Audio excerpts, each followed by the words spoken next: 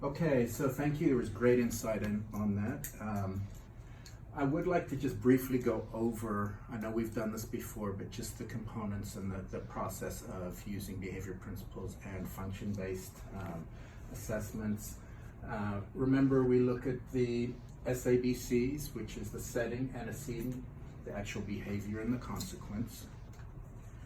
So remember, the antecedent is what happens. It's not what the student does, but what happens to the student before, or the client before the behavior occurs. It can be a trigger.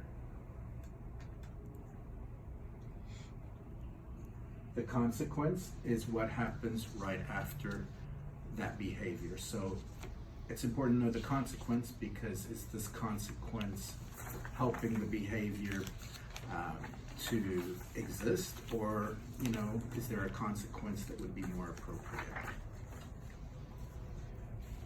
The data analysis form. So basically what teams do, or a therapist would do, would be working with the parent or the client and going through and listing these occurrences.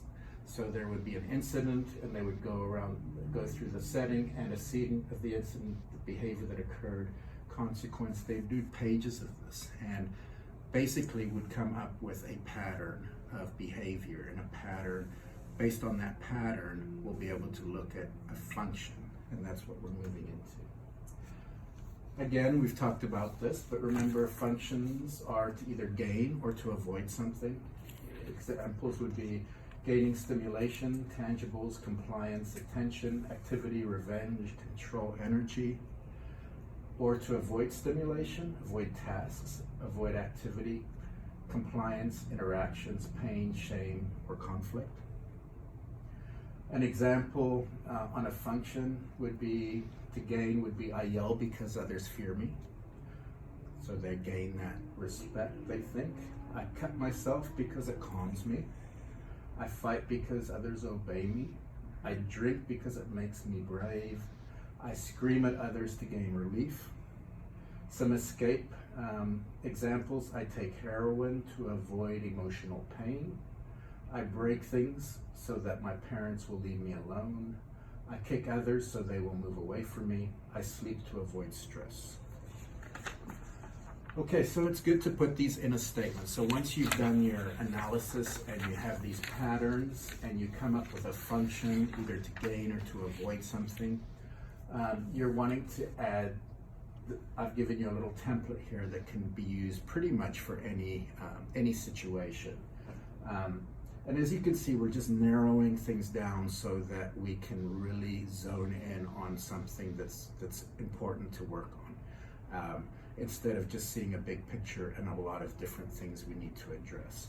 So in this case, some examples might be that we've come up with is, when confronted about his drinking, Jamie will become verbally and physically aggressive towards his wife in order to avoid sobriety. When involved in an argument with her spouse, Brenda will cut herself in order to gain emotional relief. At home, when conflict arises with her parents, Tina runs away in order to avoid confrontation. Does this make sense again? I know this is a revision. Okay.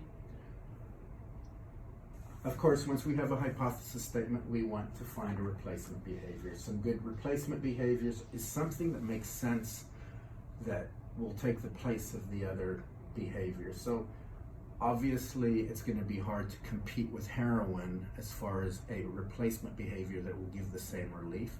But nevertheless, you have to have something to focus on to replace it. And it could be exercise, it could be something else. It's not going to be the same, but we want something that we can work towards with the client. Examples: so cut self to gain relief, talk to older sister. Runs away, write in journal. Drinks alcohol, use self-talk. Those are just some examples. There's all kinds of ways that this could be done. All right, so check for understanding. I want you guys to, as a group, talk about a client one of you may have had, and basically form your own hypothesis statement.